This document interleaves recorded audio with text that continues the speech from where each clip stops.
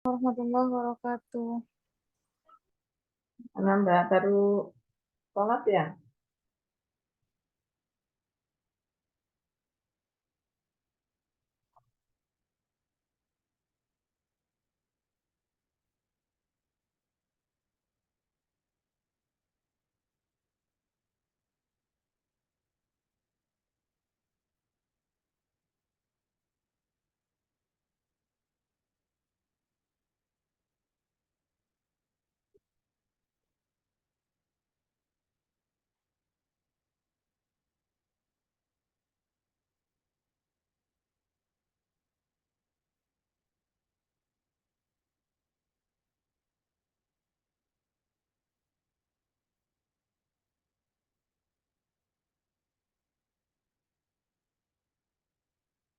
Tadi offline apa online Mbak? Ada yang offline, ada yang online, Bu. Oh.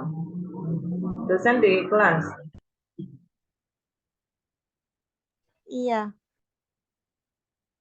Pak siapa aja? Kiai Sahab sama Kiai Fatoni, Bu.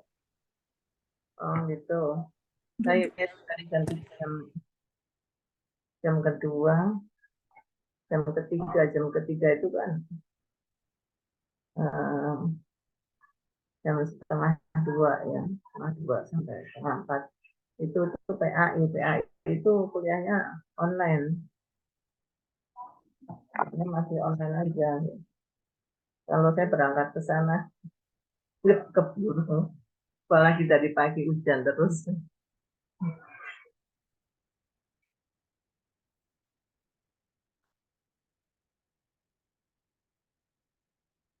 Sudah kumpul belum ini yang lain?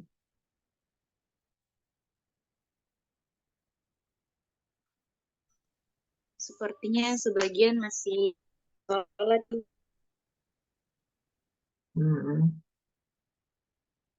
Pemateri, pemakalah sudah hadir belum?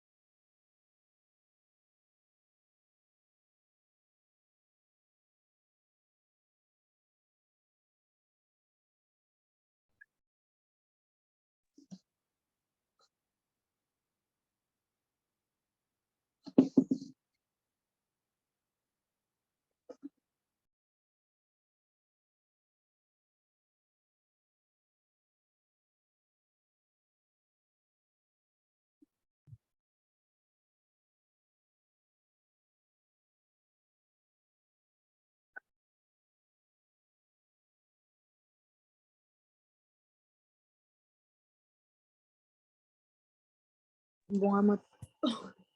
Ya, sudah bisa dimulai.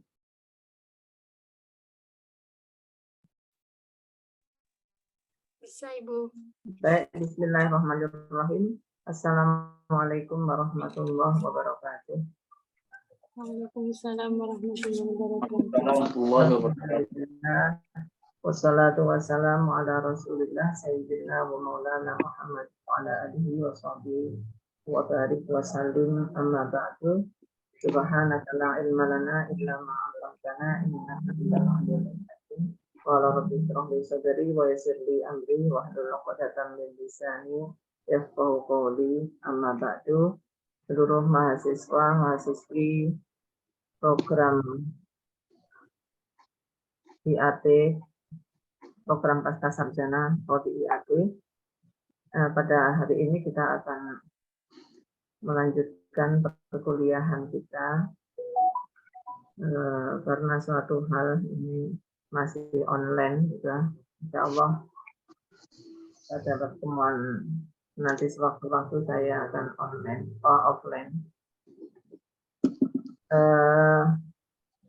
Kita awali sebelum nanti presentasi, siapa yang bertugas untuk presentasi pada siang sore hari ini, kita awali dengan membaca suratul Fatihah. Mudah-mudahan kuliah kita berjalan dengan lancar.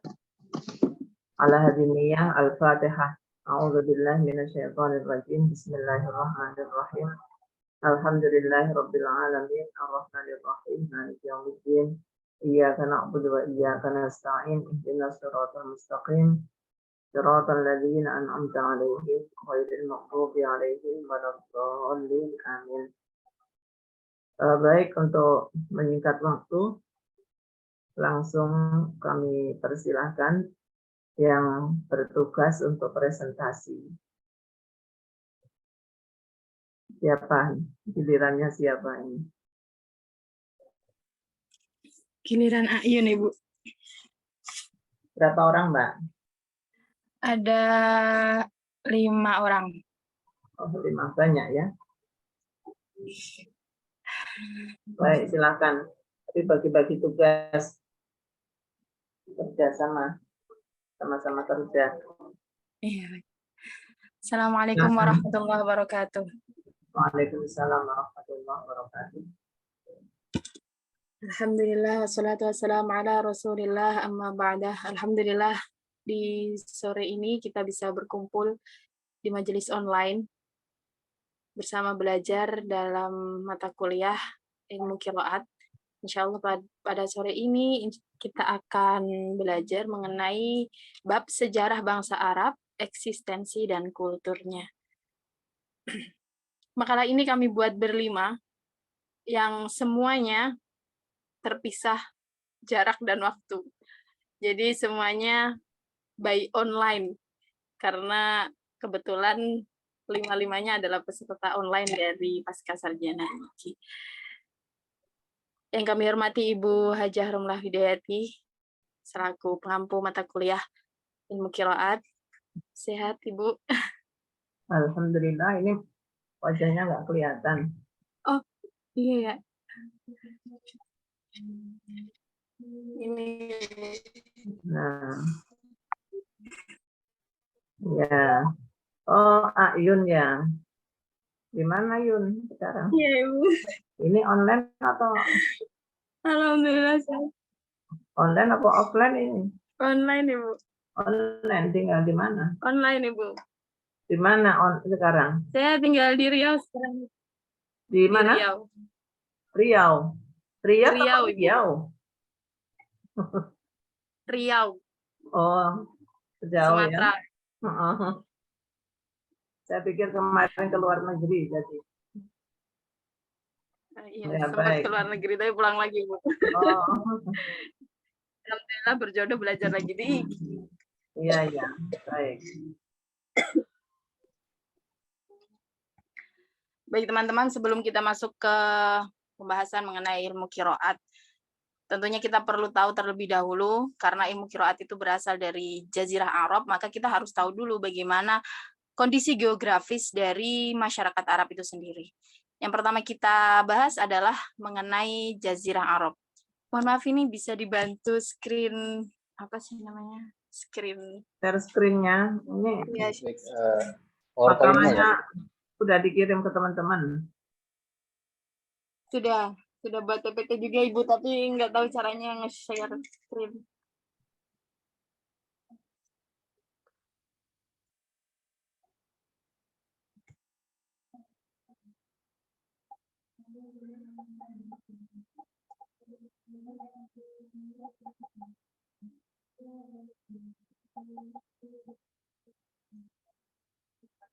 Bisa keluar nggak Bu itu?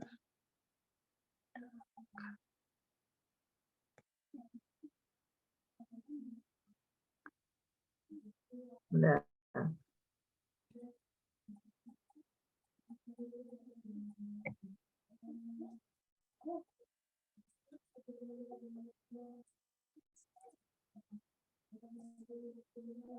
Halo. Sebentar saya coba lagi.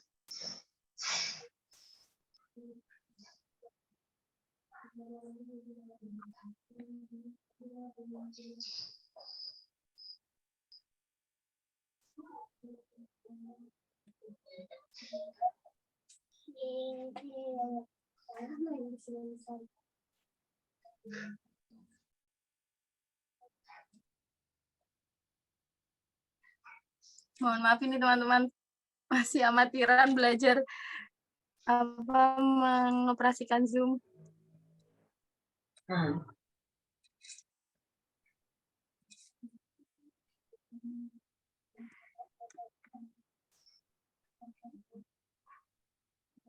Jadi secara bahasa Jazirah sendiri berarti pulau ya. Walaupun ketika kita melihat peta, sebetulnya wilayah Arab ini bukan pulau karena tidak seluruhnya dikelilingi oleh samudra atau laut. Gitu. Jadi dia secara geografis disebut sebagai semenanjung ya. Kalau ada air laut yang menjorok ke daratan kita sebut teluk, kalau ada daratan menjorok ke laut kita sebut tanjung, sementara kalau daratan menjorok ke laut tapi posisinya besar maka itu kita sebut sebagai semenanjung. Itu dari segi geografis. Kalau mau dikirim ke saya lewat Aziza, nanti Oh iya boleh Bu. share.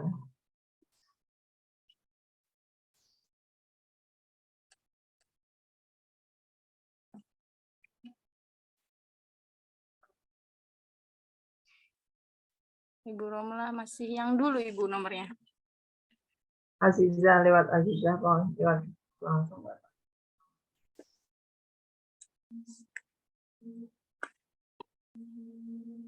Sudah Yun kirim Ibu di WhatsApp. Aziza. Mana Aziza?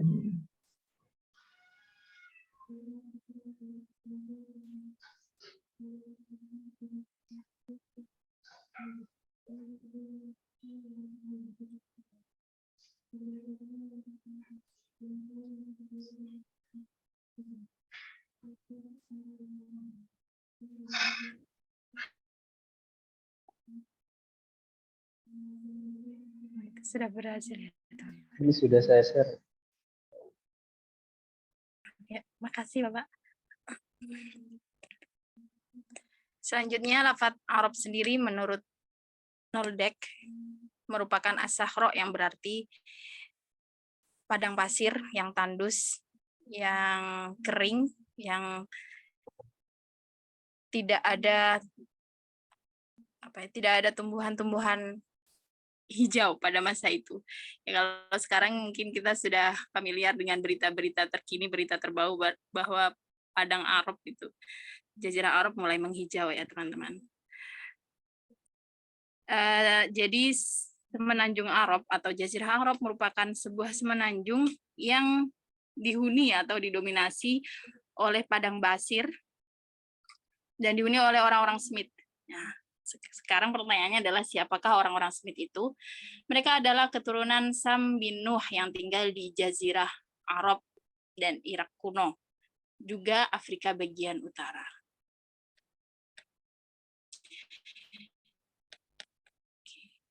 Selanjutnya kita masuk ke letak geografis dan astronomis Jazirah Arab. Secara geografis, kita akan lihat batasan-batasan Jazirah Arab ya teman-teman. Di sebelah timur, itu ada Teluk Oman dan Teluk Persi. sebelah timur itu di sebelah kanan itu saya sampaikan ada petanya.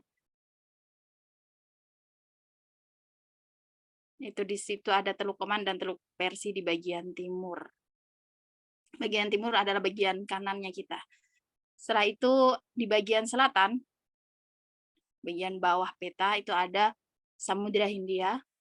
Di bagian kiri itu ada Laut Merah yang juga berbatasan langsung dengan terusan Suez. Sementara di bagian utara ada Irak dan Syria.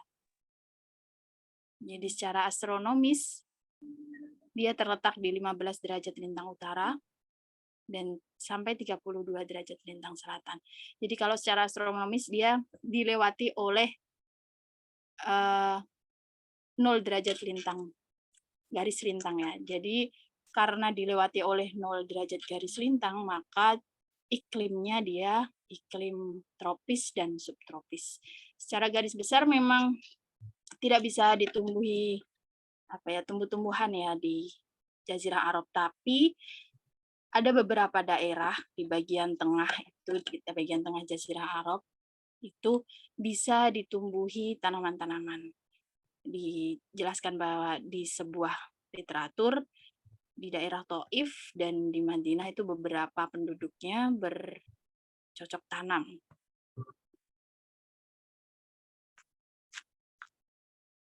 Oke, Jazirah Arab sendiri, setelah kita tahu bagaimana kondisi geografis dan astronomisnya, maka kita akan tahu bahwa Jazirah Arab itu seperti sebuah benteng.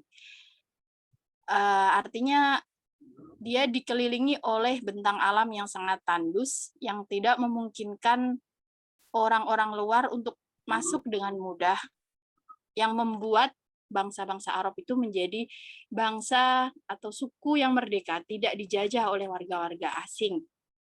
Akan tetapi di sisi lain, dia juga sebuah gerbang atau portal masuk akses utama dari benua Asia, karena dia terletak di sebelah barat daya benua Asia, lalu di sebelah atasnya itu, sebelah utara, dia merupakan benua Eropa, dan di sebelah barat dia benua Afrika. Maka Jazirah Arab adalah titik temu dari ketiga benua-benua besar, di mana karena menjadi titik temu, maka Jazirah Arab menjadi pusat perdagangan. Jadi kalau orang-orang berlayar itu mampirnya ke Jazirah Arab.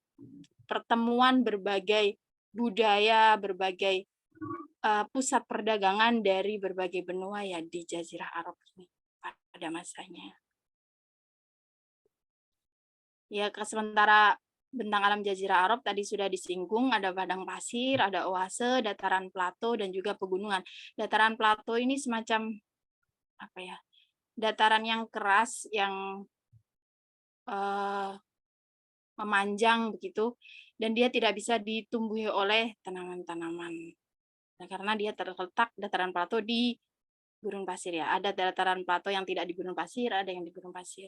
Nah, ini karena di gurun pasir maka dia susah ditumbuhi oleh tanaman. Sementara topologi geografisnya dia terbagi menjadi 3 Sahara besar ya.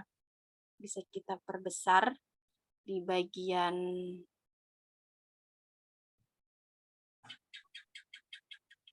petanya. Nah, itu di bagian utara itu ada Sahara Nufud. Ya, itu juga jarang ditumbuhi oleh tanaman-tanaman.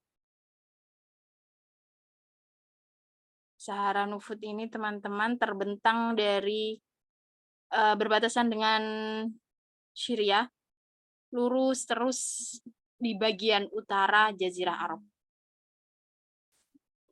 Sementara ada Sahara Selatan atau biasa disebut dengan Rub al-Khali, itu ada di bagian selatan Jazirah Arab.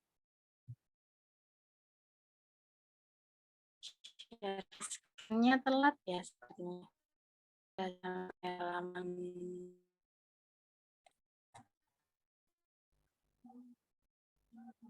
Halaman 6.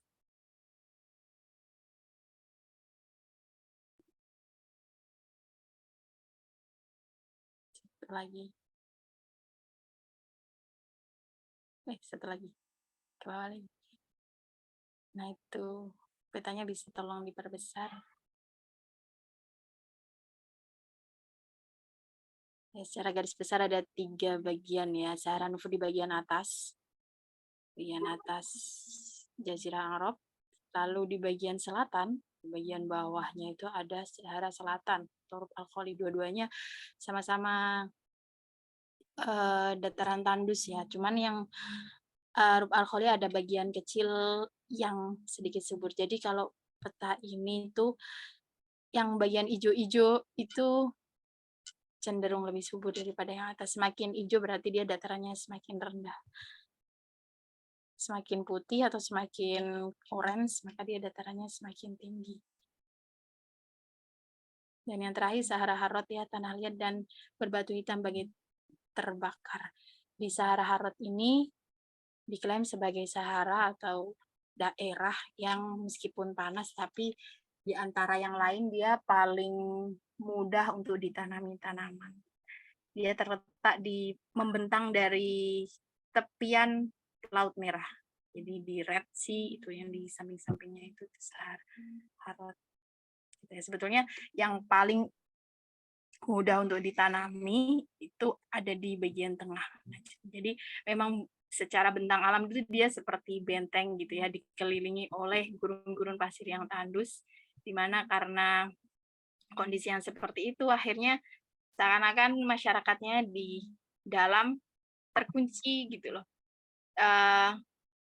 Pada masa itu dianggap tertinggal ya, dianggap tertinggal peradabannya, jadi dia terkunci di dalam sana, merasa ya, aman, nyaman, tidak terganggu oleh dunia luar. Seperti itu.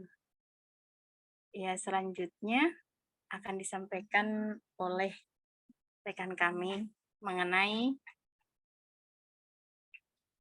bagaimana garis keturunan kaum-kaum Arab sendiri. Silakan.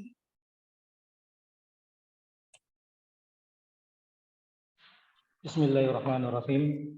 Alhamdulillahirabbil alamin wassalatu ala sayyidil mursalin sayyidina Muhammadin wa ala alihi wa sahbihi ajmain.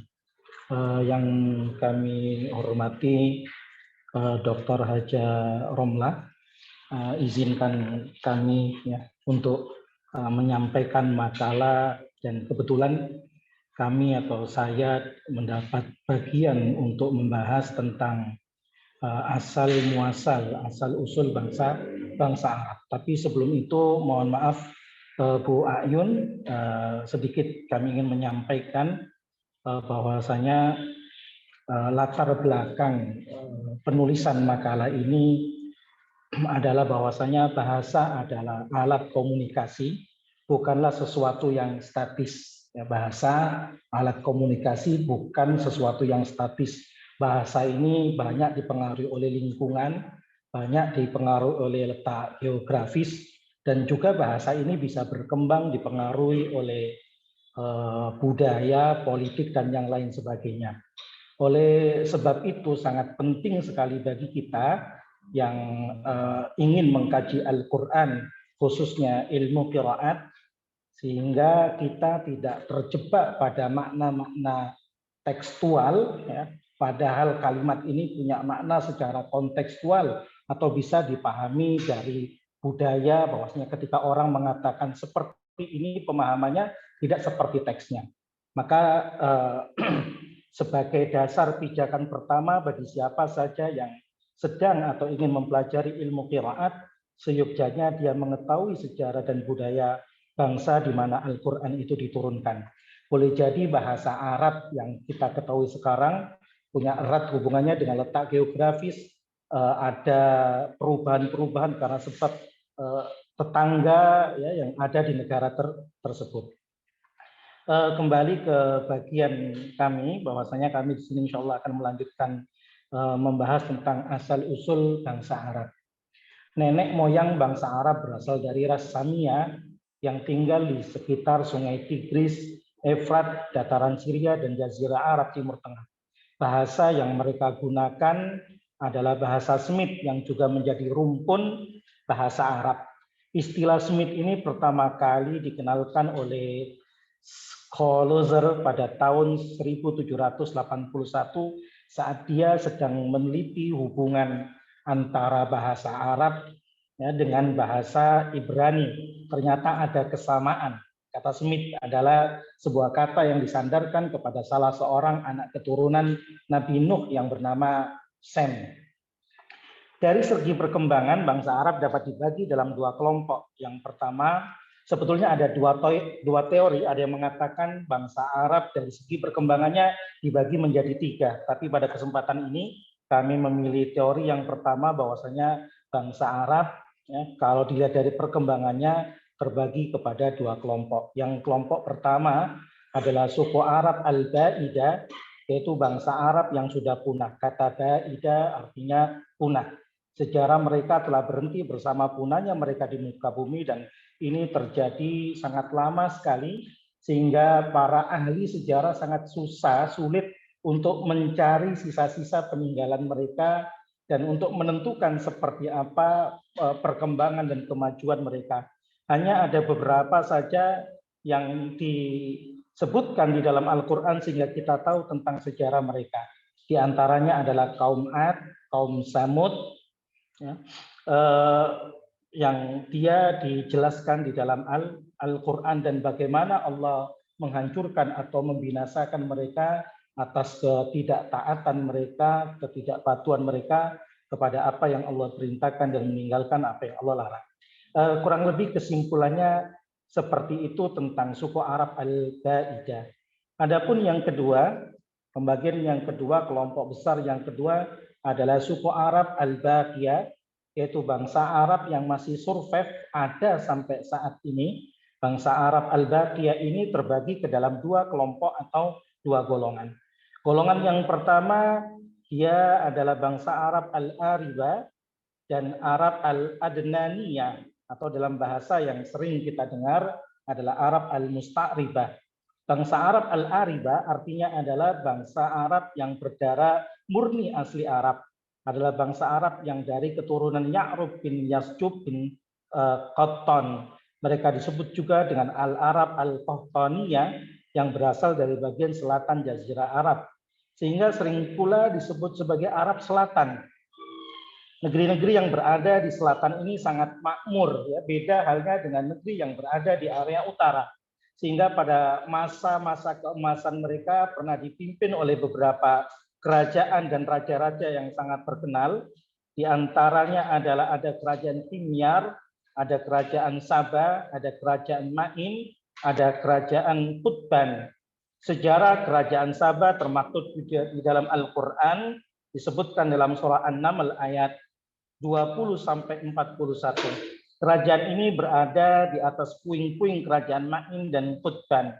Kerajaan Sabah cukup masyhur karena ratunya yang terkenal bernama Ratu Balqis dan adanya bendungan raksasa bernama Ma'rib. Yang akhirnya suku Arab Al-Baqiyah ini semuanya nanti kelak akan binasa, bukan binasa, dia akan dikalahkan oleh bangsa Habsyi di bawah komando Panglima Aryad dan pembantunya yang bernama Abraha. Kemudian nanti lanjut cerita sampai Abraha menyerang Ka'bah. Kemudian pembagian yang kedua dari Arab Al-Baqiyah adalah bangsa Arab Al-Musta'ribah, adalah masyarakat yang tumbuh di bagian utara Jazirah Arab dengan populasi mayoritas mereka berada di Hijaz, Nabatiyah, dan Palmyra. Mereka dikenal dengan istilah Musta'rabah atau Arab naturalisasi atau percampuran, yaitu percampuran antara Nabi Ismail alaihissalam dengan melakukan pernikahan dengan suku atau bangsa Jurhum. Dan yang terkenal dari keturunan beliau adalah Adnan. Maka wajar kalau ada sebagian ahli sejarah mereka menyebutkan bangsa ini adalah bangsa Adnaniyah. Dan secara perkembangannya mereka sangat pesat sekali, sangat besar. Dan mereka inilah yang satu di antara yang mempengaruhi perkembangan bahasa. Mungkin Ibu demikian apa yang dapat kami sampaikan dan insya Allah akan dilanjutkan oleh rekan kami Ustadz Basqah berkenaan tentang kultur masyarakat Arab. Monggo silakan.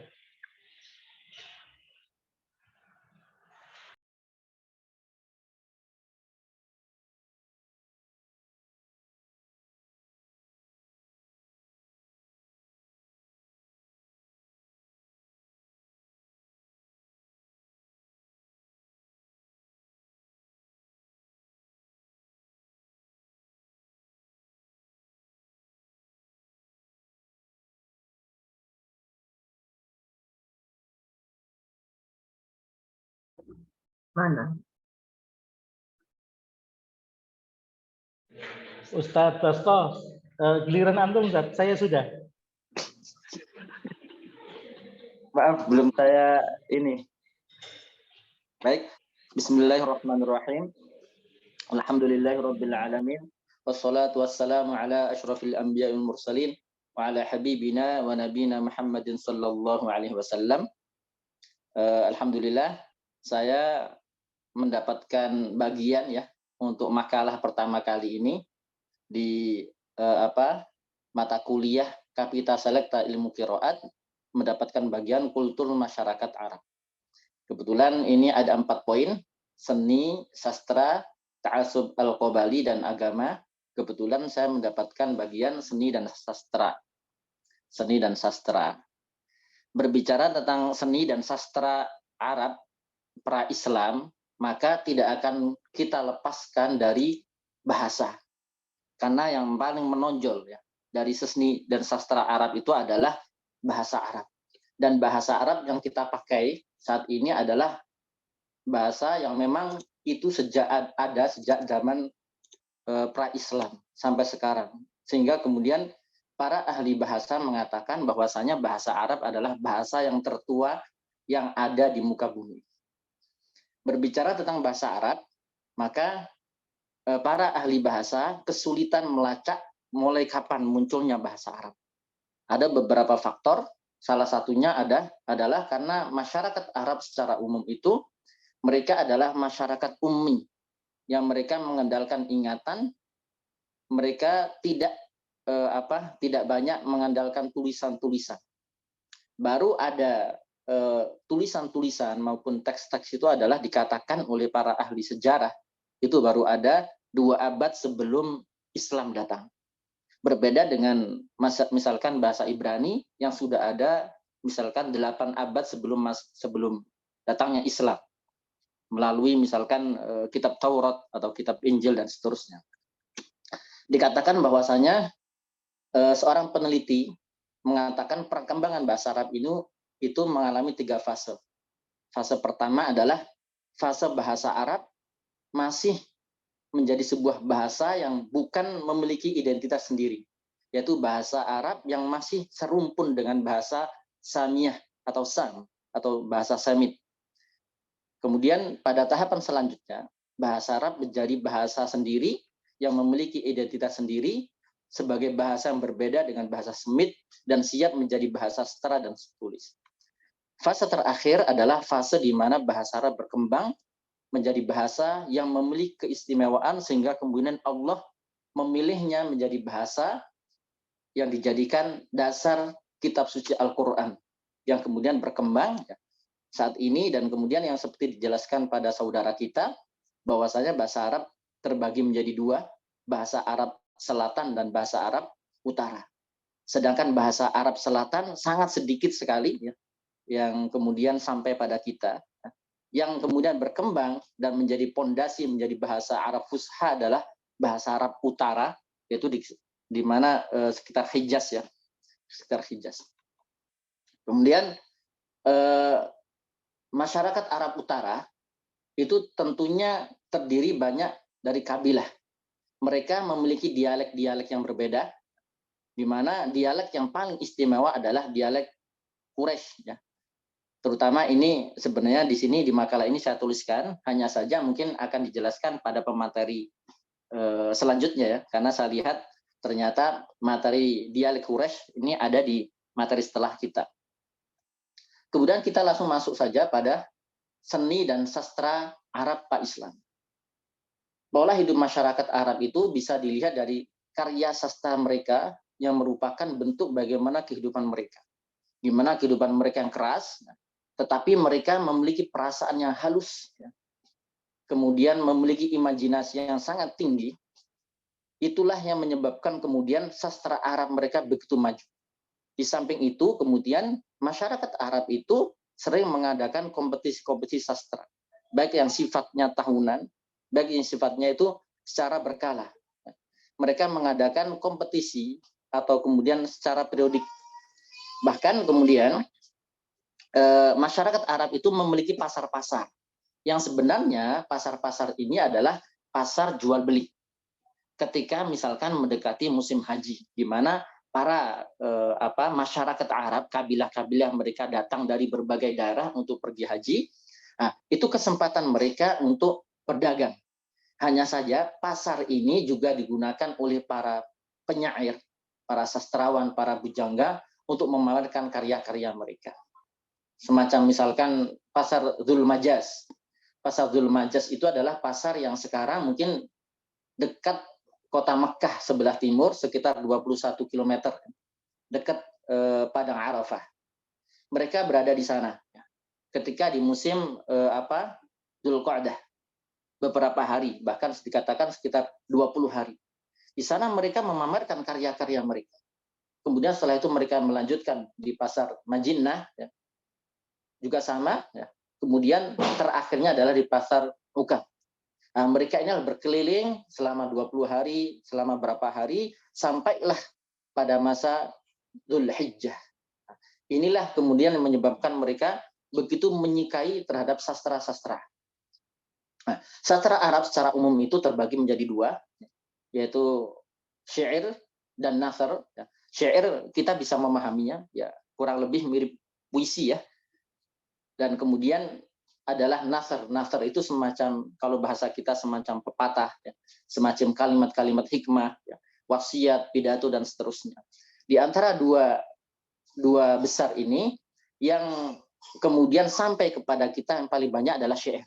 Karena syair itu menggambarkan tentang kepribadian, ya, mengungkapkan tentang sesuatu yang sifatnya lebih personal, sehingga kemudian ini banyak dihafal, ya, dihafal oleh masyarakat Arab turun temurun, dan kemudian sebagian dari karya itu sampai kepada kita. Sedangkan nasr sedikit sekali yang sampai kepada kita, karena memang nasr ini adalah bisa dikatakan disampaikan oleh orang-orang kaum elit saja, hanya disampaikan oleh kaum elit saja. Nah, di antara aghrab atau tema-tema besar sastra Arab itu sebenarnya bermacam-macam, ya. Ada yang sifatnya itu madah, pujian, ya. Ada sifatnya fakhr, membanggakan diri. Ada yang sifatnya risa. Risa itu di mana ungkapan kesedihan. Ada yang sifatnya itu membangkitkan semangat. Sehingga kemudian bisa dikatakan sastra Arab itu memiliki peran yang sangat besar, ya, terhadap masyarakat Arab. Baik untuk membakar semangat juang mereka dan seterusnya. Itu bagi masyarakat Arab. Dan bahkan orang-orang masyarakat Arab itu akan sangat memuliakan para penyair. Mereka menganggap bahwa penyair itu memiliki kedudukan sangat istimewa di masyarakat mereka, di setiap kabilah mereka. Kenapa?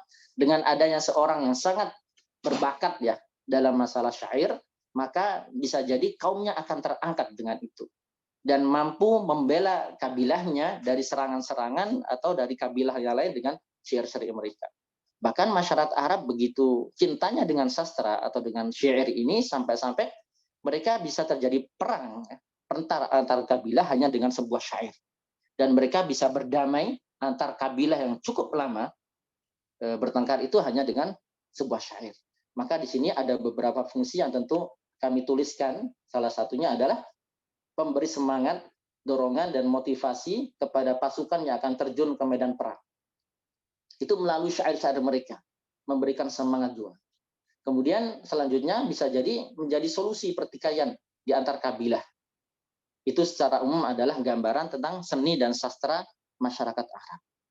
Mungkin cukup sekian penjelasan dari saya, bisa dilanjutkan oleh saudari kami, yaitu saudari Wafa, untuk kultur masyarakat Arab dari sisi agama dan selanjutnya ta'assub al-qabaili. Cukup sekian. Assalamualaikum warahmatullahi wabarakatuh. Baik, melanjutkan dari poin kultur masyarakat Arab pada masa pra-Islam. Kemudian melanjutkan ada poin ketiga di sini ada ta'assub al-qabaili. Kemudian ta'assub qabaili ini atau biasa familiar atau biasa kita kenal dengan nama asabiyah atau fanatisme. Jadi fanatisme ini di masyarakat Arab sangat kental dan mereka sangat menjunjung tinggi nilai-nilai fanatisme pada masyarakat Arab itu sebelum datangnya Islam. Kemudian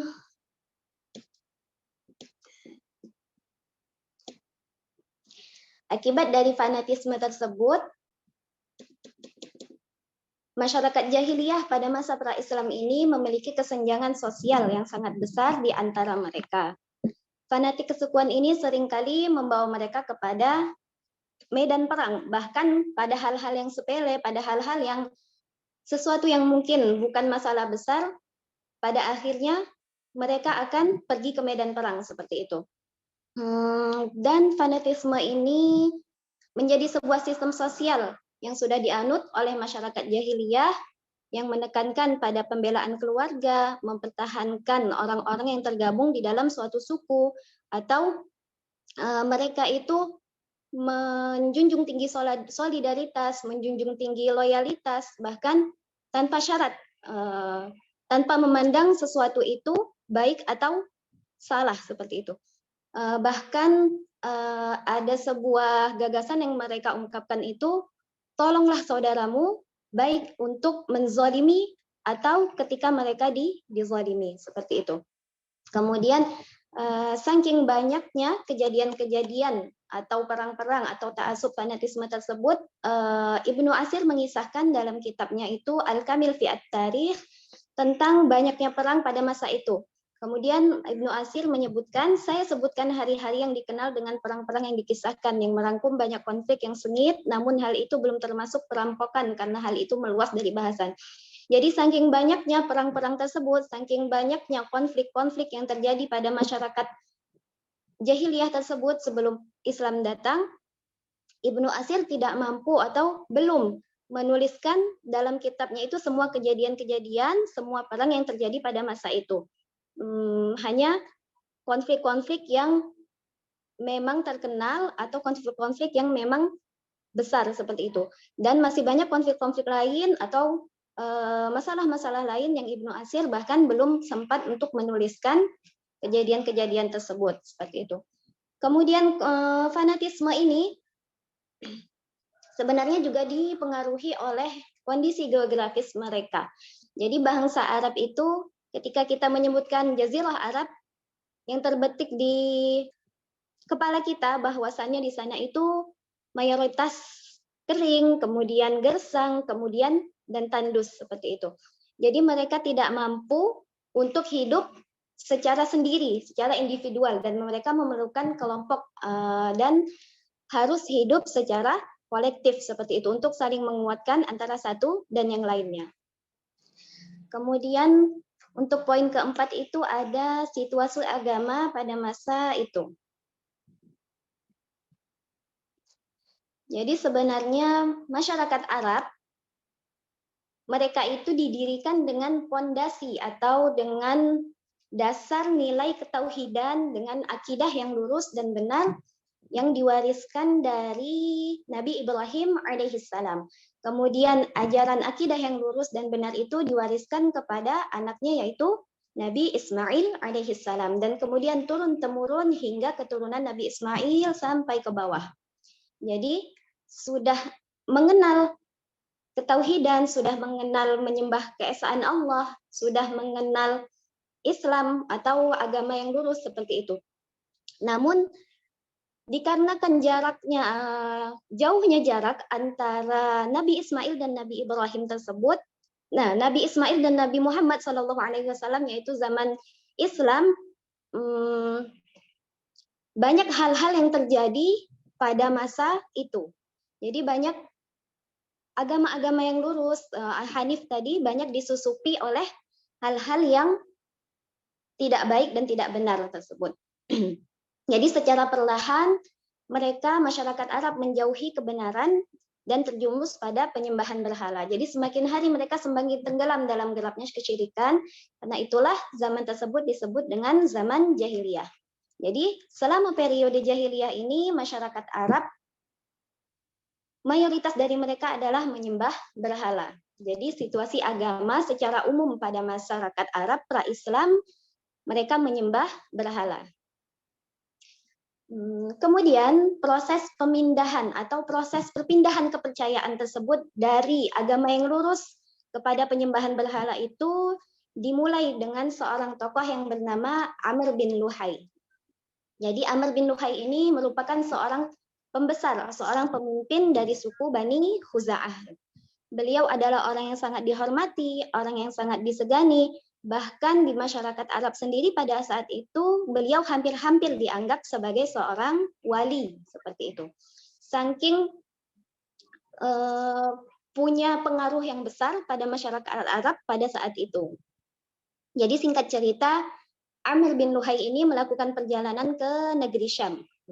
Kemudian sesampainya di sana, Amr bin Luhai melihat masyarakat di Syam itu menyembah berhala. Kemudian, nah, jadi Syam pada masa itu dikenal dengan negerinya para rasul dan negerinya kitab. Kemudian Amr bin Luhai dengan pandangan dia seperti itu, oh negeri Syam itu kan sebagai negara para rasul, negara tempat turunnya kitab-kitab seperti itu. Maka Amr bin Luhai memandang bahwa apa-apa yang dikerjakan oleh penduduk Syam pada saat itu adalah merupakan sebuah kebaikan seperti itu. Dan pada saat perjalanan pulang, ingin pulang kembali ke Jazirah Arab, penduduk Syam memberinya sebuah berhala yang kita kenal dengan nama Hubal. Kemudian dibawalah oleh Amr bin Luhai Hubal tadi ke Mekah, kemudian dipajang di dalam Ka'bah. Setelah itu, apa yang dilakukan oleh Amr bin Luhai? Beliau mengajak seluruh penduduk Mekah untuk mensekutukan Allah Subhanahu wa Ta'ala. Kemudian orang-orang seluruh Hijaz tidak hanya di Mekah saja, mengikutinya juga untuk menyembah berhala karena pada saat itu Hubal merupakan berhala yang paling diagungkan oleh bangsa Arab. Namun di samping Hubal sendiri sebenarnya teman-teman banyak berhala-berhala lain yang dikenal pada saat itu atau berhala-berhala yang masyhur pada saat itu. Di antaranya ada yang bernama Manat, yaitu berhala kaum Huzail dan Khuza'ah. Kemudian ada lagi berhala yang kita kenal dengan nama Lata, itu ada di Taif, dan ada berhala yang bernama Uzza, yang itu ada di Wadi Nakhlah. Kemudian inilah 3 berhala paling besar yang ada pada saat itu. Setelah ini, selama perjalanannya kemudian kesyirikan semakin menyebar, dan semakin besar, dan patung-patung semakin banyak, kemudian setiap masyarakat di setiap rumah itu mempunyai berhala, bahkan sampai dipajang di Masjidil Haram seperti itu. Dan pada saat Rasulullah SAW menaklukkan Mekah itu, setidaknya di sekitar Ka'bah itu ada 360 berhala. Sebenarnya bagi bangsa Arab sendiri, tujuan mereka bukanlah untuk menyembah berhala-berhala tersebut, melainkan mereka menjadikan berhala tersebut sebagai wasilah atau sebagai perantara mereka untuk mendekatkan diri kepada Allah Subhanahu wa Ta'ala. Dan dengan datangnya berhala-berhala ini banyak sekali tradisi atau ritual-ritual yang diciptakan oleh Amr bin Luhai ketika melakukan penyembahan terhadap berhala. Di antara ritual atau tradisi mereka yang pertama itu mereka mengelilingi berhala tersebut dan berqomat-qamit di hadapannya. Mereka meminta tolong tatkala menghadapi kesulitan, kemudian mereka juga berdoa untuk memenuhi kebutuhan mereka dengan penuh keyakinan bahwa berhala-berhala tersebut bisa memberikan syafaat di sisi Allah dan mewujudkan apa yang mereka kehendaki. Kemudian selain mengelilingi berhala tersebut, mereka juga menunaikan haji dan tawaf di sekeliling berhala. Kemudian mereka sujud, kemudian mereka rukuk, kemudian mereka merunduk terhadap berhala-berhala tersebut. Kemudian ada lagi ritual yang disebut dengan at-taqarrub, yakni mendekatkan diri. Dengan apa? Mereka menyajikan berbagai macam kurban, menyajikan berbagai macam penyembelihan atas hewan peliharaan mereka untuk berhala-berhala tersebut. Kemudian ada lagi selain binatang peliharaan, mereka mengkhususkan sebagian dari makanan dan minuman serta hasil panen yang mereka pilih untuk disajikan kepada berhala. Hal ini sudah diabadikan oleh Allah dalam surah Al-An'am. وَجَعَلُوا لِلَّهِ مِمَّا ذَرَأَ مِنَ الْحَرْثِ وَالْأَنْعَامِ نَصِيبًا. Jadi mereka mengkhususkan sebagian dari makanan dan sebagian minuman yang mereka miliki untuk berhala-berhala tersebut. Dengan disertai keyakinan bahwa berhala-berhala tersebut mampu mendatangkan syafaat mereka di sisi Allah Subhanahu wa Ta'ala. Kemudian di antara ritual atau tradisi-tradisi lain selain dari berhala tersebut, mereka juga saat itu mempunyai tradisi mengundi nasib dengan menggunakan anak panah. Kemudian juga mereka meramal suatu kesialan atau meramal sesuatu. Kemudian juga mereka mempercayai perkaraan paranormal, kemudian mempercayai perkataan peramal, kemudian mempercayai perkataan para ahli nujum. Sekalipun masyarakat jahiliyah seperti itu, saat itu berhala atau paham paganisme menyebar di seluruh jazirah Arab, sebenarnya mereka tidak secara khalis atau tidak secara murni meninggalkan ajaran Nabi Ibrahim. Mereka mengcombine antara paganisme atau kesyirikan dengan apa-apa yang sudah diajarkan oleh Nabi Ibrahim atau Nabi Ismail alaihissalam. Saat itu mereka tetap melakukan tawaf, kemudian mereka tetap melakukan haji, mereka tetap melakukan umrah, tetap wukuf di Arafah dan Musdalifah, meskipun tadi disebutkan bahwa ada hal-hal baru di dalam mereka melaksanakannya, seperti itu. Dan semua gambaran ini merupakan kesyirikan dan keyakinan terhadap khayalan dan khurafat. Namun sebelum itu sebenarnya sudah ada kepercayaan dan agama lain yang sudah masuk ke dalam bangsa Arab sebelum penyembahan-penyembahan berhala tersebut. Di antaranya ada penyembahan terhadap malaikat, kemudian ada lagi penyembahan terhadap ruh atau penyembahan terhadap jin, kemudian ada juga agama Yahudi. Jadi agama Yahudi sudah masuk ke dalam jazirah Arab sebelum masuknya paham paganisme tersebut. Kemudian ada juga agama Nasrani yang sudah masuk ke jazirah Arab pada saat itu. Kemudian ada juga agama Majusi yang sudah masuk juga pada saat itu atau sudah dikenal oleh masyarakat Arab.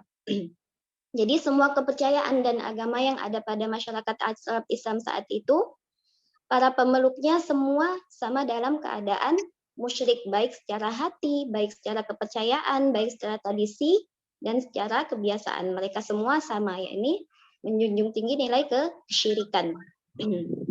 Baik, mungkin demikian dari saya mengenai kultur masyarakat Arab di poin ta'assub al-qabaili atau fanatisme dan poin situasi agama pada saat itu.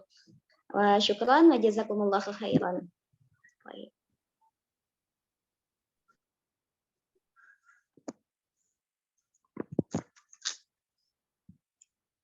Baik, sudah dipresentasikan makalah pertama. Ini ditawarkan saja langsung. Ditawarkan kepada para peserta ini yang hadir. Barangkali akan ada yang menambah, ada pertanyaan dan lain sebagainya. Langsung saja dipersilahkan.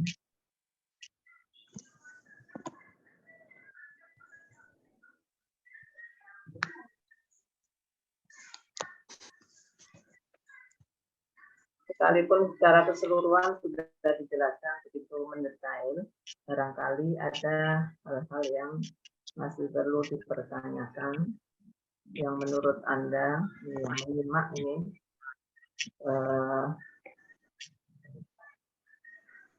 mencermati apa yang telah disampaikan. Izin mau tanya, Bu. Ya, baik, disilahkan. Bertanya kepada para pemakalah, silakan. Baik, bismillahirrahmanirrahim. Sebelumnya terima kasih atas makalah yang disampaikan. Mudah-mudahan tercerahkan dengan makalah tersebut. Langsung saja, saya ada sedikit pertanyaan. ini kan tema besarnya yang kita bicarakan ini kan terkait bahasa ya. Karena apa? Mata kuliah yang kita bahas adalah qiraah ini, macam-macam qiraah. Tapi dari pemaparan yang disampaikan tadi, porsi untuk penjelasan bahasanya masih kurang apa? Masih relatif apa? Tidak apa? Kurang ini, tidak, porsinya masih dikit Bu ya. Padahal mestinya ada beberapa hal yang mungkin perlu diangkat terkait bahasa ya, terutama bahasa yang ada di orang Arab itu apa saja bahasanya, dialeknya apa saja dan seterusnya, itu belum disampaikan. Tapi bukan itu yang saya tanyakan, saya mungkin ke asal-usul bahasa Arab ini sendiri. Ya. Karena ini bagi kita sebagai ya, kitab suci kita Al-Quran yang berbahasa Arab ini, saya kok masih belum terima gitu kan. Kalau bahasa Arab ini dikatakan sebagai rumpun bahasa Arab sebagai bahasa rumpun bahasa Semit ya. Artinya bahasa Arab ini tidak lebih baik daripada mungkin bisa apa kasarannya dibilang begitu ya.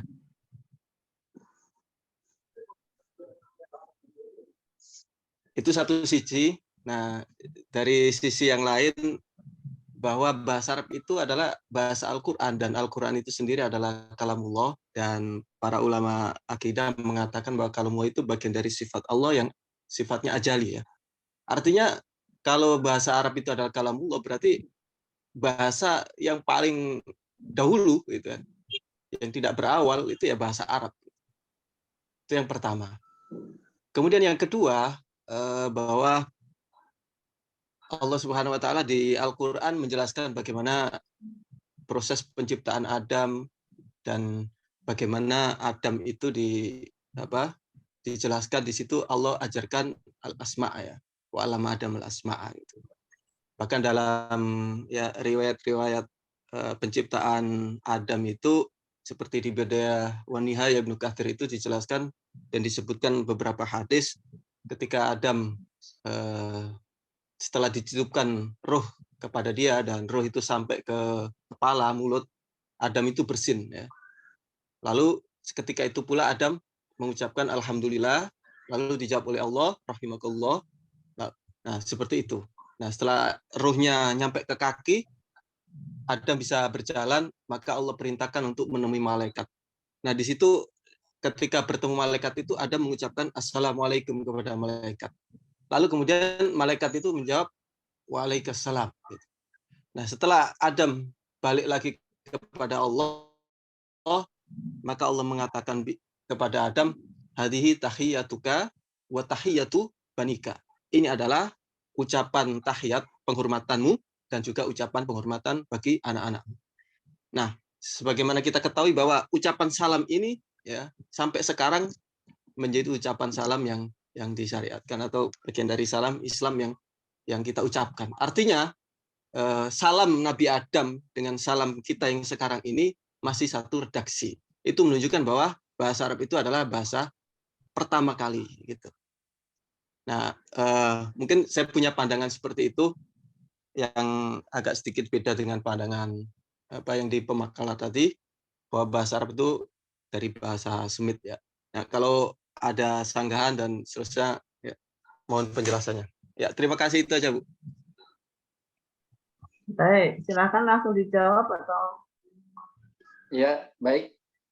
Pertama dari sisi bahasa sebenarnya sudah saya tulis ya, cuman memang tidak saya baca. Bisa dilihat di halaman 10 mulai 9 dan 10 di situ saya jelaskan dari sisi bahasa. Karena memang saya sempat lihat di bab yang kedua itu memang ada penjelasan tentang bahasa dan dialek-dialek, sehingga kemudian tidak saya bahas lebih panjang. Karena takutnya itu bagian dari mengambil jatah makalah setelah saya gitu. Itu mungkin pertimbangan saya tidak saya sampaikan, tapi bisa dilihat di halaman itu. Itu pertama. Yang kedua tentang masalah tentang bahasa, ya, bahwasanya bahasa Arab adalah bagian dari rumpun dari bahasa Semit atau Sam, ya. Itu memang itu saya ambil dari kitab Tarikhul Adab Al-Arabi fil Asr Al-Jahili. Itu dijelaskan bahwasanya memang terjadi perbedaan pendapat di kalangan para ahli bahasa. Maka ada yang berpendapat bahwasanya bahasa Arab itu memang ada sedari dari zaman Nabi Adam. Nabi Adam dengan dalil wa'allama Adam al-asma'a kullaha, itu salah satunya. Juga tentang keterangan dari Ustadz Fadol tadi yang dijelaskan tentang beberapa alasan bahwasanya bahasa Arab itu berasal dari Nabi Adam, ya. Itu adalah pendapat Abu Hasan Al-Asy'ari, ya, dan kemudian diikuti oleh beberapa ulama setelahnya. Hanya saja memang mayoritas ahli bahasa mengatakan berasal dari Sam. Kenapa? Karena memang menurut ahli sejarah, sebagaimana kita ketahui bahwasanya ketika yang ada di zaman Nabi Nuh, ya, di zaman Nabi Nuh itu ketika mereka semua naik perahu, ya, sebagaimana kita ketahui, innaka intadarhum yudillu ibadak. Jadi itu dalil yang kemudian di mana seluruh manusia itu binasa kecuali yang berada di kapal Nabi Nuh itu. Nah, di antara putra-putra Nabi Nuh yang hidup dan memiliki keturunan adalah Sam, Yafith, dan Ham itu. Maka dari sejarah itu kita bisa mengambil kesimpulan bahwasanya bahasa yang mereka pakai adalah bahasa yang memang ada dalam perahu itu.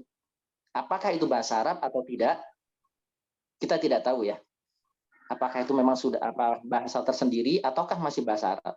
Sehingga kemudian ditarik kesimpulan menurut para ahli sejarah, ya, mereka menelusuri, ya, sebagaimana diterangkan dalam banyak sejarah, ya, mereka menelusuri yang sebagaimana ditulis oleh Ustadz Abdul Ilah, ya.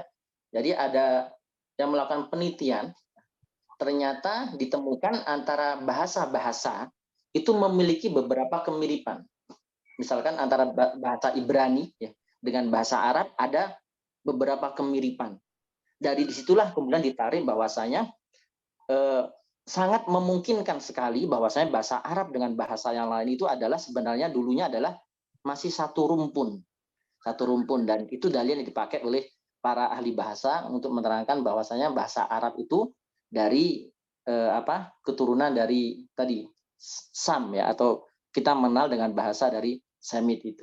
Kalau sisi bahasa tadi tidak saya angkut karena memang kenapa? Karena yang di sini adalah kulturnya yang dijelaskan adalah sastra dan seninya, bukan dari sisi bahasa Arabnya. Bahwasanya subbab yang saya bahas adalah kultur masyarakat Arab, seni dan sastranya, bukan dari sisi bahasanya. Sehingga kemudian saya tidak membahas tentang dialek-dialek lebih detail lagi.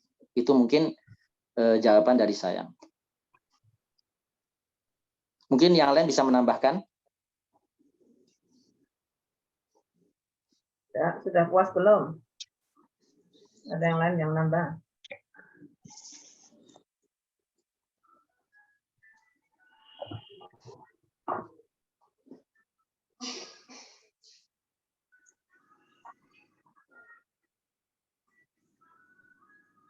Ya, rata-rata pembahasan mengenai masalah ini belum masih ingin menunggu bahasanya kapan ini, ada hubungannya dengan qiraat kok ya dibahas kok kultur bahasa Arab ini ingin menggambarkan sesungguhnya kondisi di mana sebelum Al-Quran itu datang, kemudian kondisi kultur di mana ketika Al-Quran itu turun, seperti apa kondisi masyarakat yang ada, kemudian ragam kabilah, ragam dialek, ragam bahasa, dan lain sebagainya. Ini sebetulnya ini menggambarkan itu dulu, Pak. Nanti untuk pembahasan yang berikutnya kita akan mendengarkan, ya, materi yang akan datang, materi yang akan datang. Maka tadi sudah ditegaskan dari pertama bahwasanya Eh,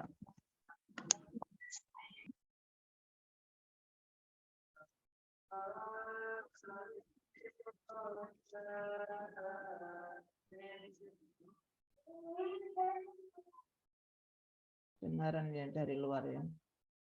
Suara dari luar sudah mulai masuk nih kalau saudara. Bahwa keturunan Nabi Nuh tadi sudah dijelaskan. Yafid, Ham, Sam. Dan itu semuanya muaranya setelah Nabi Nuh.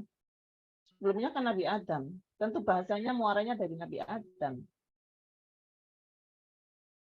Asal usulnya sama, asal usulnya. Baru kemudian berkembang menjadi beberapa masyarakat, menjadi beberapa kabilah.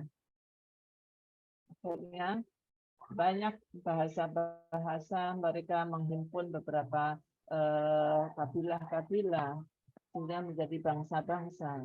Akhirnya berbeda-beda. Kita tahu ya, karakternya berbeda, maka budayanya pun juga berbeda-beda, sehingga melahirkan bahasa juga berbeda-beda, seninya pun juga berbeda-beda, tingkah lakunya pun berbeda-beda. Karena nasu ummatan wahidah, fata'atallahu nabiyyin, mubasyirin wa mundirin, wa anzala mahmul kitaba bil haqqi liyahkuma bainan nas. Berbeda-beda. Tadinya sih muaranya satu. Nanti kalau toh diklaim, oh Nabi Adam juga sudah menggunakan kalimat-kalimat dengan bahasa Arab.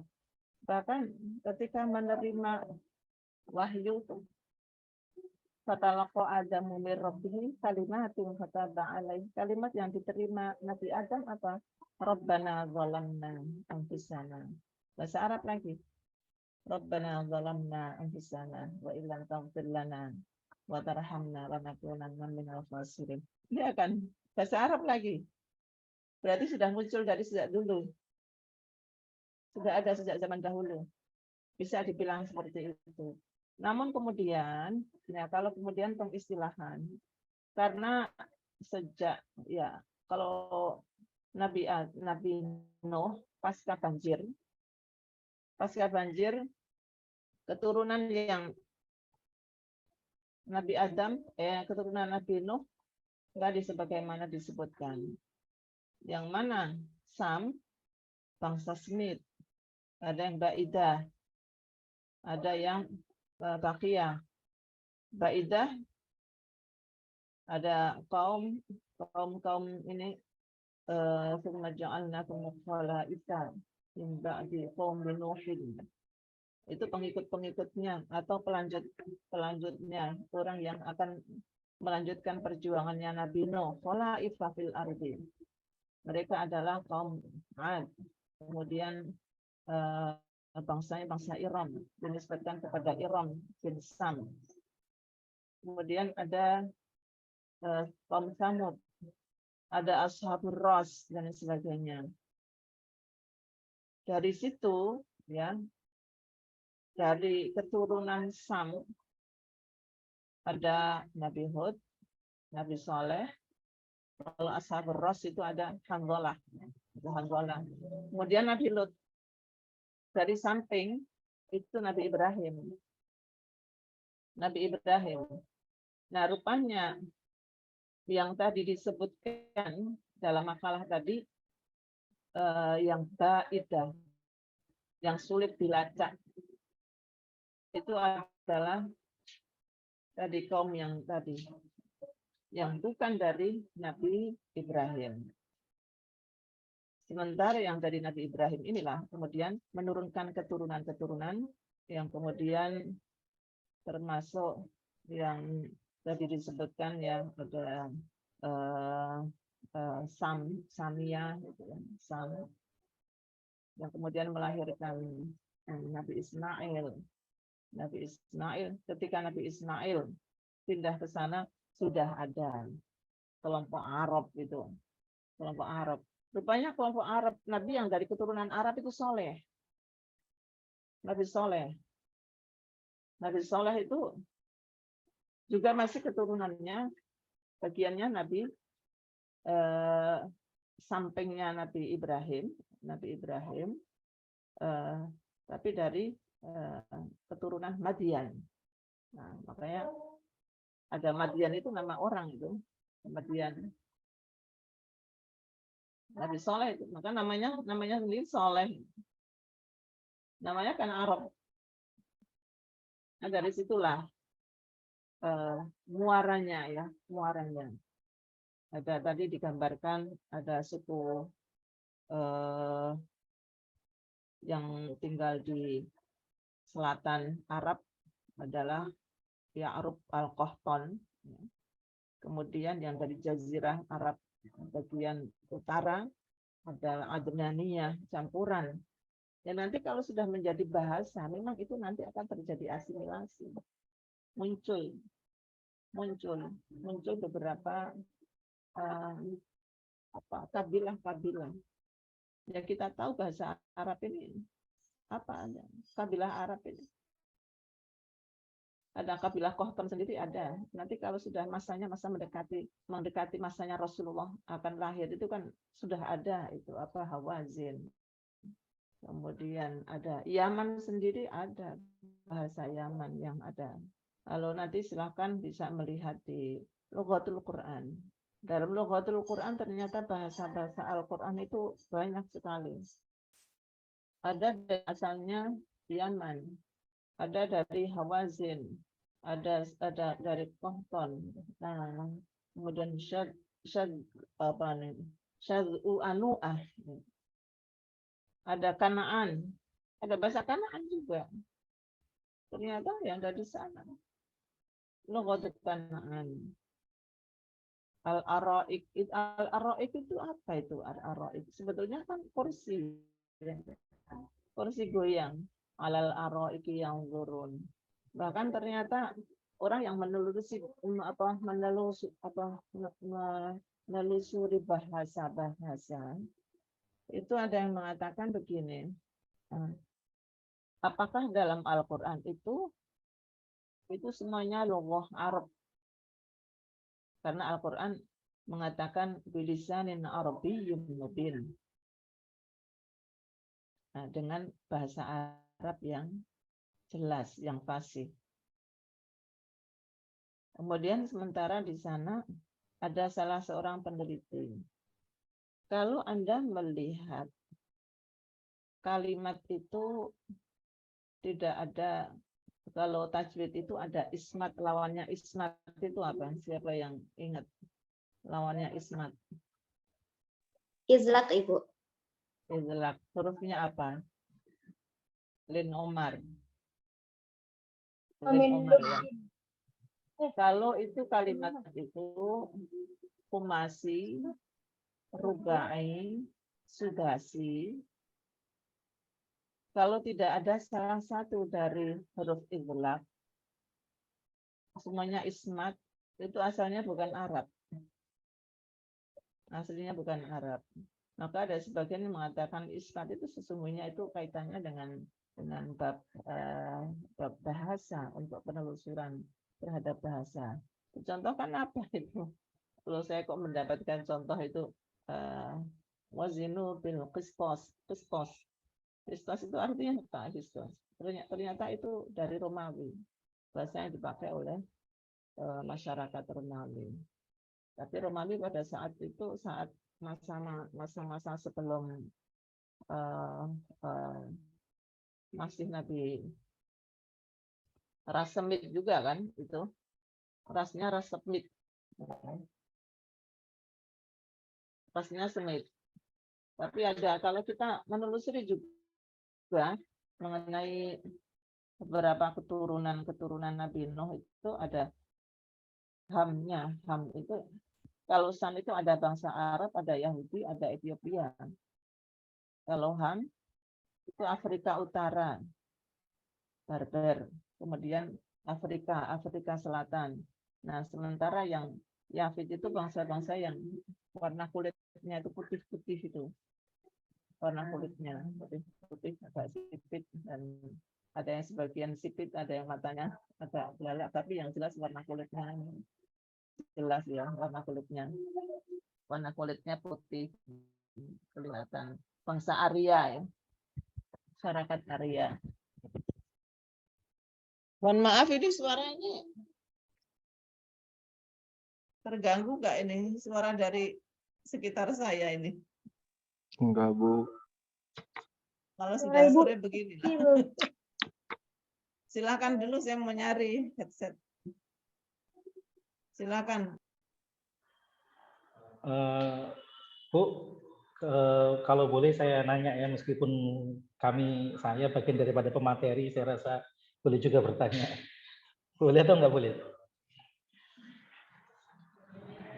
Boleh. Berkenaan dengan apa yang ditanyakan oleh Ustadz Afdal tadi tentang perkataan para nabi kemudian Allah abadikan di dalam Al-Quran.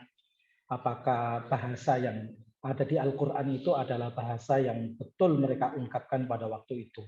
Seperti halnya kisah Nabi Nuh yang Allah firmankan, Allah simpan percakapan antara dia dengan anaknya, disebutkan ya bunayyar kam ma'ana. Apakah kalimat seperti itu yang diungkapkan atau mengikuti bahasa Nabi Nuh pada waktu itu kemudian Allah translate ke dalam bahasa Arab karena Al-Quran memang diturunkan untuk orang Arab? Mungkin pertanyaannya sampai situ.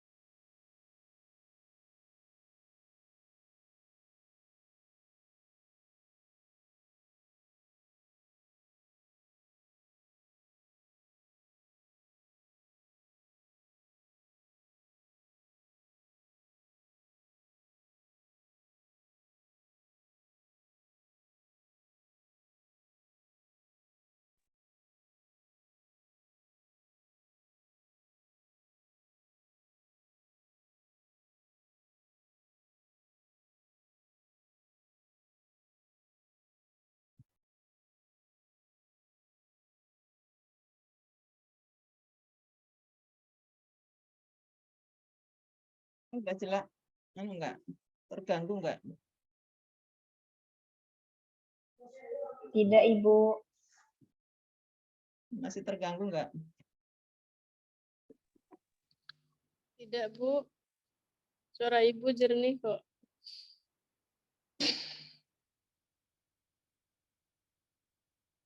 Makanya ada yang menambahkan? Tadi Bu, saya ingin bertanya Bu.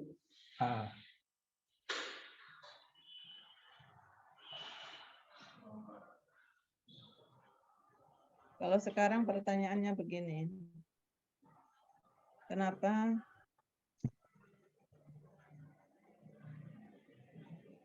Allah menurunkan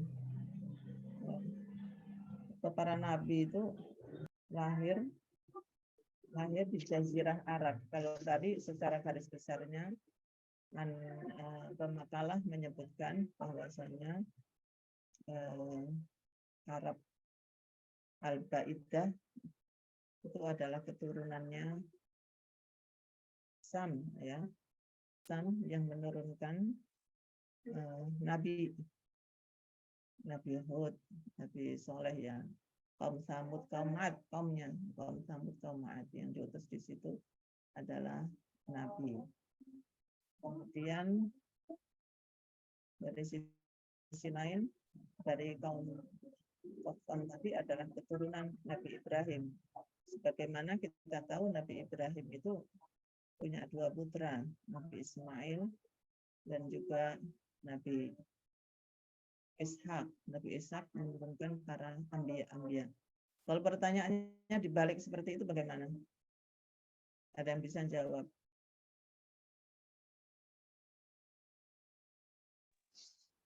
Maaf Bu, pertanyaannya kurang ini putus-putus.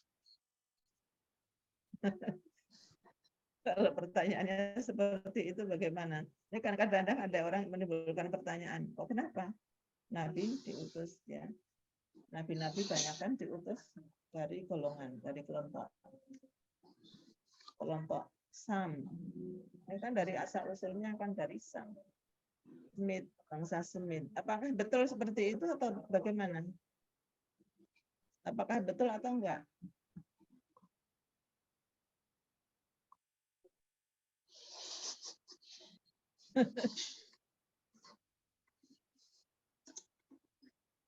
Sampai menelusuri seperti itu enggak?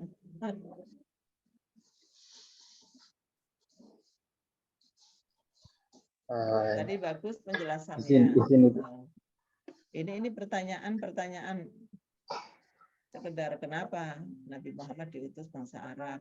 Tadi jawabannya sudah banyak ya dipaparkan pemakalah tadi.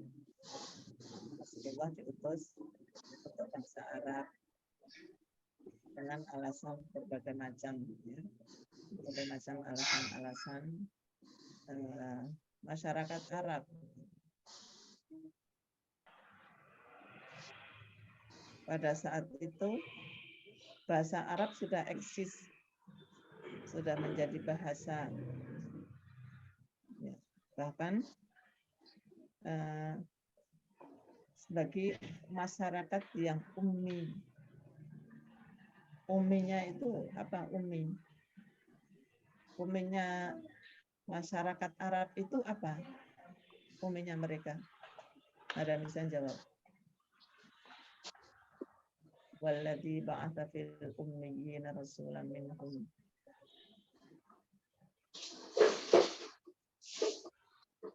Umminya masyarakat Arab itu apa umminya?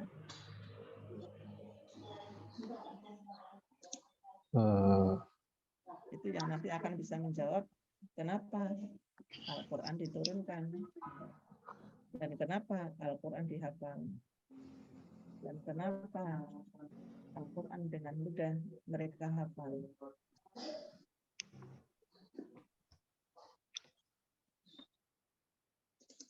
Umminya bangsa Arab itu mereka tidak mendapatkan kitab suci, tidak punya kitab suci, sebagaimana para nabi-nabi yang diutus oleh Allah terhadap kaum Bani Israel.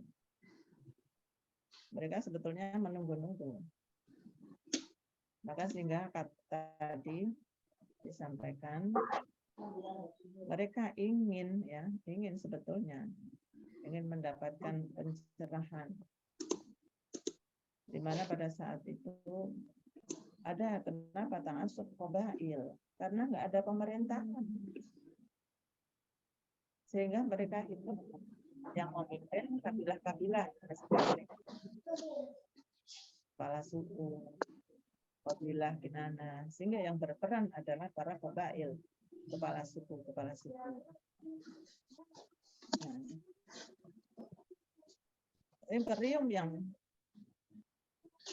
yang berkuasa karena sudah ada adik kuasanya Persia dan Romawi.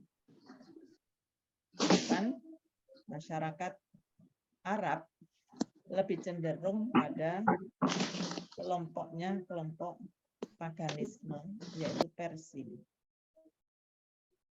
Masyarakat Persia. Makanya ada yang menyembah api, api, berhala, lebih cenderung ke sana daripada mereka mengikuti kitab suci. Hanya sedikit kalau kita lihat ayat Al-Quran yang turun di Makkah itu, yang menyebut ahlul kitab itu hanya satu tempat saja. Wala tujadilu ahlal kitabi illa billati ahsan. Hanya itu saja. Sementara ayat-ayat Madaniyah banyak sekali yang berbicara mengenai masalah ahlul kitab. Nah, ini gambaran sepintas ya. umminya mereka tidak mampu, tidak bisa, tidak mendapatkan kitab suci. Bahkan harapan mereka sebetulnya juga ingin datang seorang rasul, seorang utusan. Maka sedikit yang mengikuti, yang merujuk pada kitab, ya, pengikut sebagai Yahudi atau Nasrani. Masuk salah satunya ini Waraqah bin Naufal. Waraqah bin Naufal, pamannya Siti Khadijah. Dan Siti Khadijah pun juga belajar kepada Waraqah bin Naufal tentang ciri-ciri kedatangan seorang utusan yang katanya juga dari jazirah itu, jazirah Arab. Tanda-tandanya seperti apa? Sudah tahu. Tanda-tandanya Rasul yang akan datang seperti apa? Makanya dalam kondisi kekosongan, ya, mereka nggak punya pengetahuan. Mana ada pengetahuannya nggak tinggi, ya. Nggak sebanding dengan masyarakat apa yang sebelumnya itu. Sebelumnya kaum Ad itu Iram, itu bangsa Iram, Zatil Aimat yang sudah punya peradaban tinggi. Kemudian Tsamud juga begitu. Yanhituna minal jibali buyutan farihim. Mereka bisa memahat gunung menjadi rumah. Batuan itu luar biasa. Kalau masyarakat Arab ini nggak ada pengetahuannya, nggak ada. Bahkan yang bisa mengajarkan tulis itu baru Harb bin Umayyah, kakeknya Muawiyah bin Abu Sufyan. Abu Sufyan bin Umayyah bin Harb, ya, masih dekat. Ya bisa menulis baru itu. Hanya sedikit, sehingga sedikit sekali orang yang mampu menuliskan. Nah, makanya berkenaan dengan ini, bangsa Arab jahili seperti itu tidak ada yang mereka lakukan, hanya apapun yang mereka lakukan adalah seni.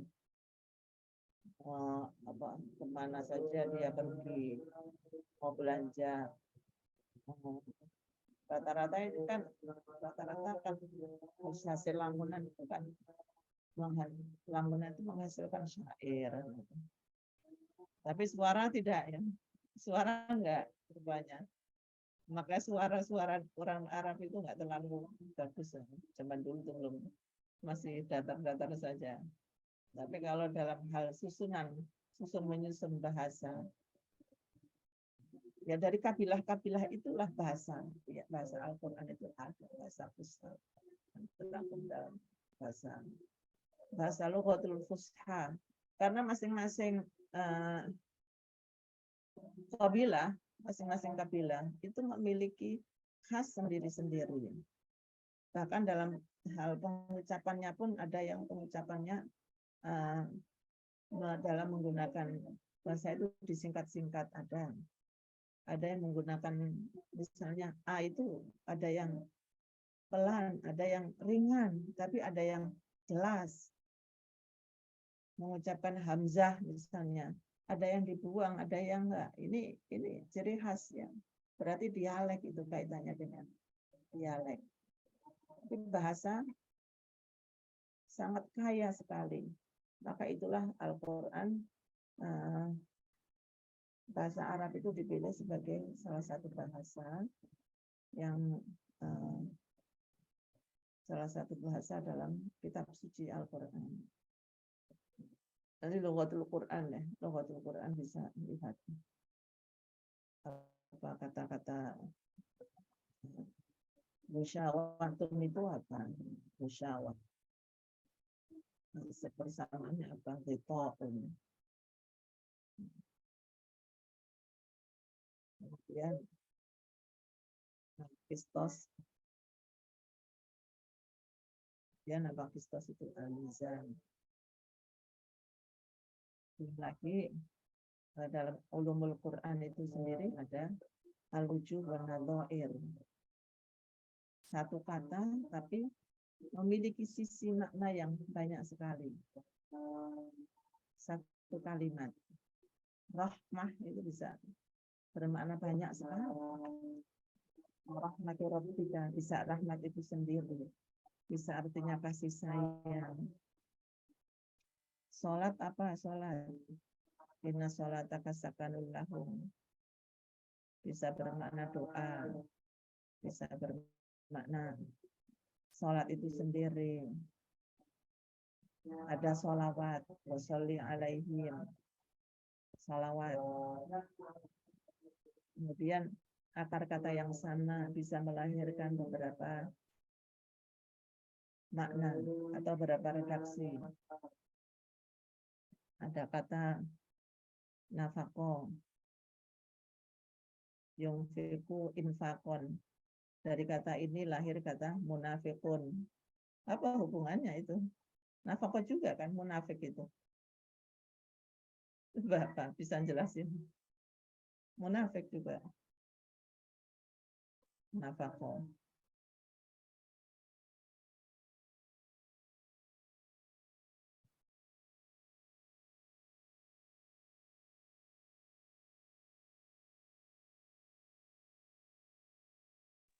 Suaranya jelas?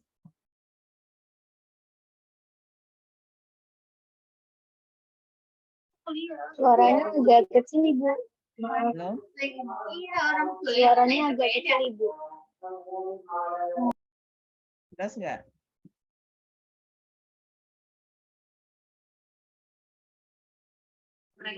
Suaranya agak kecil, Ibu, maaf.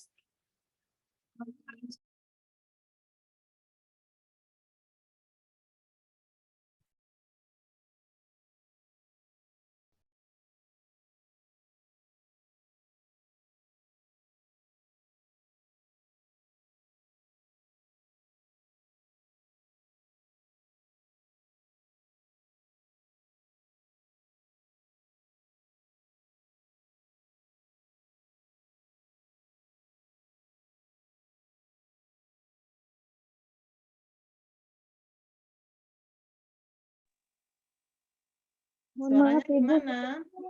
Sepertinya suaranya lebih jelas kalau tidak pakai headset. Halo?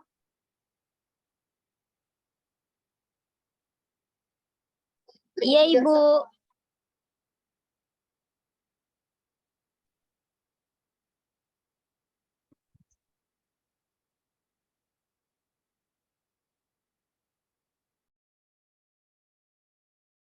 Suara jelas nggak ini?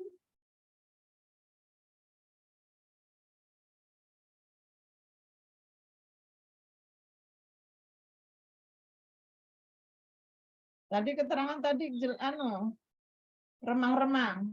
Paham nggak?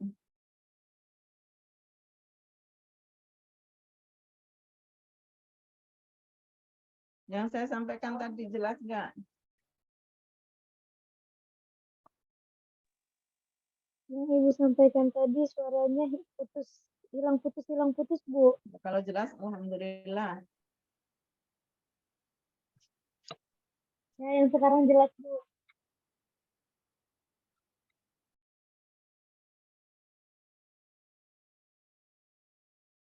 Oh, ini sekedar tambahan. Kalau tadi pertanyaan ini, kenapa bangsa Arab?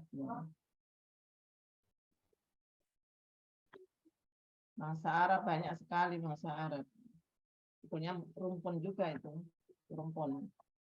Semua keturunannya Nabi Adam, keturunannya Nabi Ibrahim itu kan juga Arab.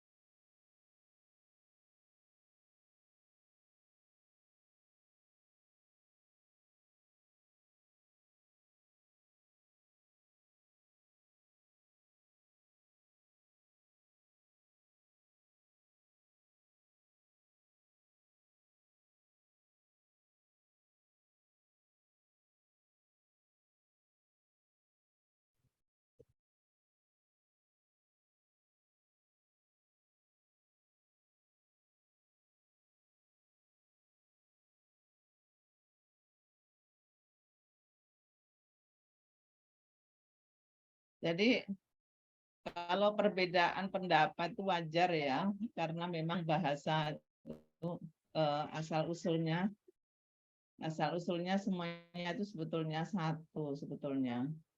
Kemudian berpencar menjadi beberapa rumpun bahasa. Bahasa ini juga lah yang menjadi identitas masing-masing masyarakat.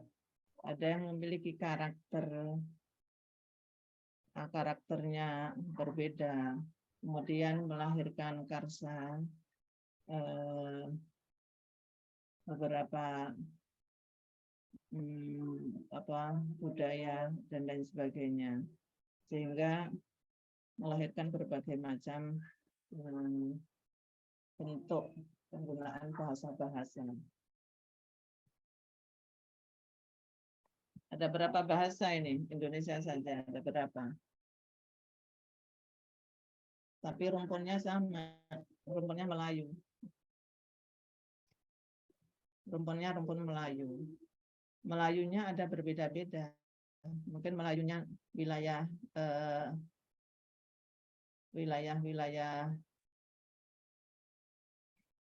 Indonesia ini.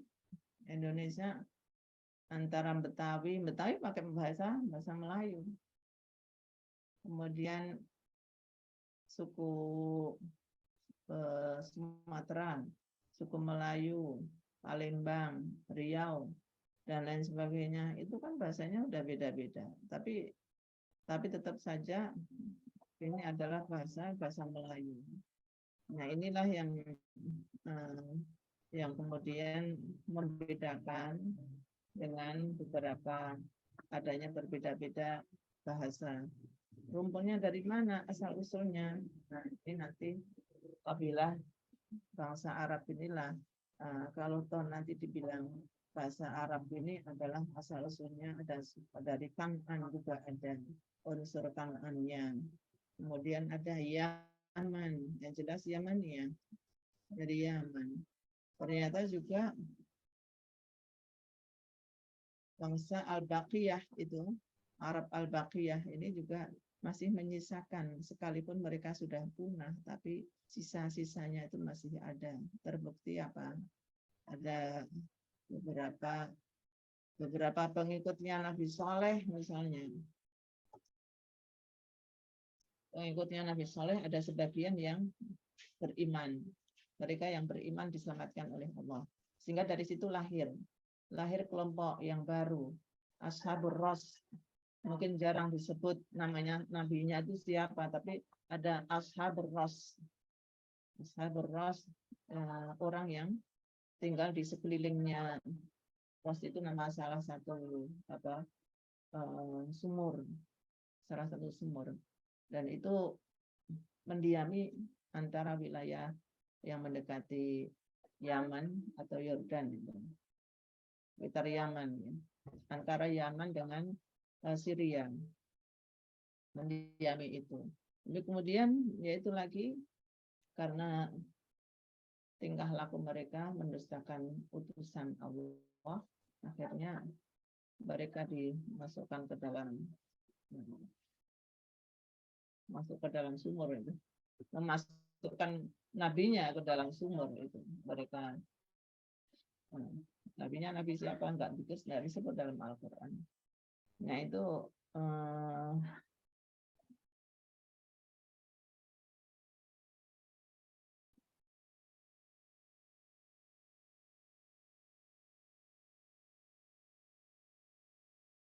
saya udah kencengkan ya. Ini pol kan ini ya, pol sudah pol suara saya. Masih ada yang kurang jelas ya. Kalau waktunya sore udah kayak gini ternyata. Suaranya agak rame di luar sana. Bagaimana ini, mau terus lagi?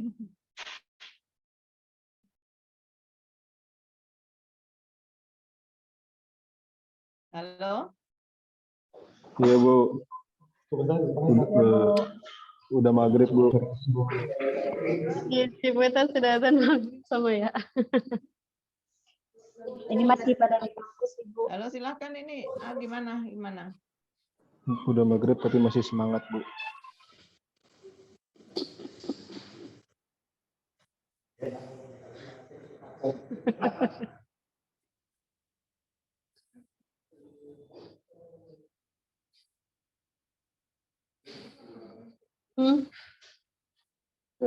Saya nggak dengar suara dari luar ini.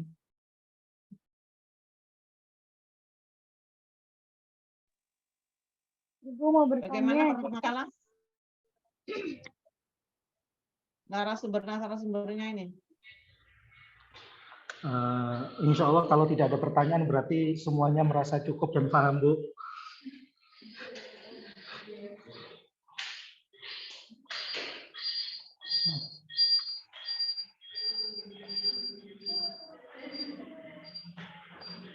Ibu mau bertanya. Kita lanjut kuliahnya selamanya online. Para pemakalah. Bukan Bu, mau nanya. Atau Selama sudah? ini selamanya online atau gimana ya Bu? Sangat tersiksa. Tidak dengar suaranya Bu.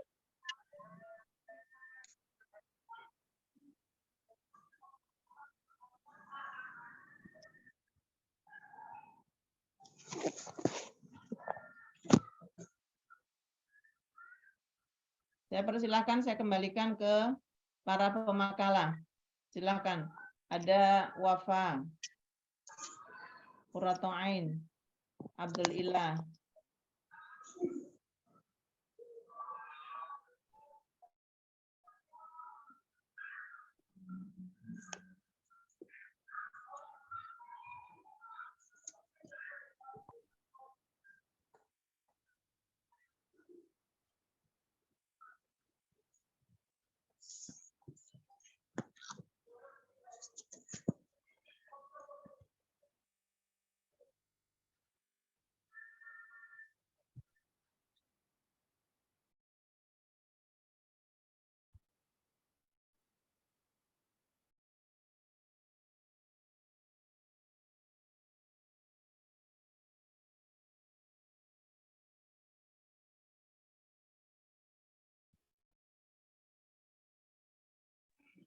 Cukup, Ibu.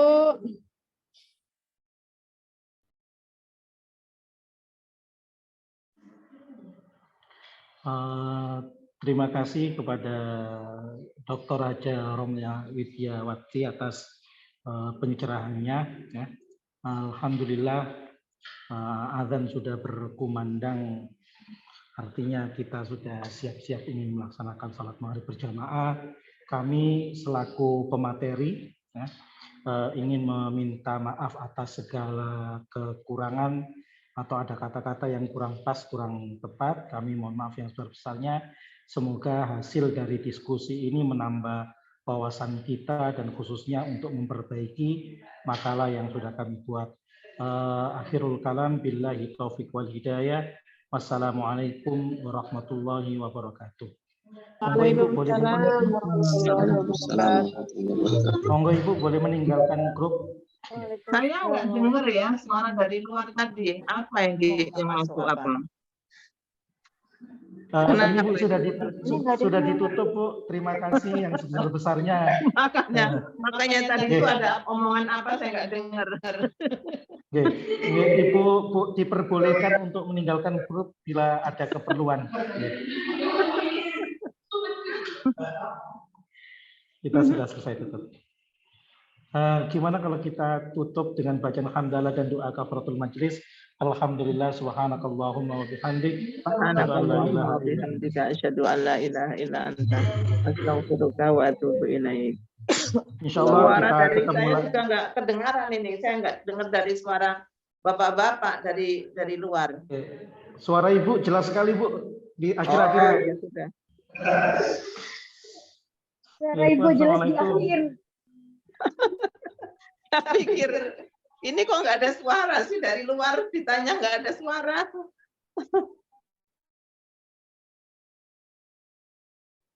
Sepertinya masalah jaringan Bu.